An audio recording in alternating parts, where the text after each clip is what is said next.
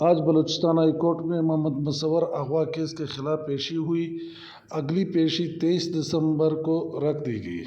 High court میں پیشی کے بعد ایکشن کمیٹی کے رہنماؤں رشید ناصر و دیگر نے صحافیوں سے بات چیت میں کہا اور ابھی ہم لوگ جو آل پارٹیز ہیں انجمن تاجران ہیں، ہمارے سارے مشترکہ میٹنگ ابھی انجمن تاجران بلوچستان کے دفتر میں ہوگی، جس کے بعد ہم اپنا علیحدہ عمل کا اعلان اس میٹنگ کے بعد کریں گے۔ سر، تاریخ کا ٹائم دیا تھا آپ لوگوں نے جو دھرنا مؤخر کیا گیا تھا، تو کیا یہ دھرنا دوبارہ سے شروع ہو سکتا ہے؟ کیا وہ ہم جب میٹنگ کر کے اس میں بہت تجاویز سامنے آئے، وہاں پہ ہم فیصلے کریں گے کہ کیا کرنا ہے۔ تمام پارٹیوں کی مشاورت سے، تمام مجبوروں کی مشاورت سے ابھی ہمارا اجلاس ہوگا، اس اجلاس کے بعد ہم اپنے آئندہ عمل کا اعلان کریں گے۔ 28 دن ہو گئے، کوئی پیش رفت ہوا ہے بازیابی سے متعلق کیا؟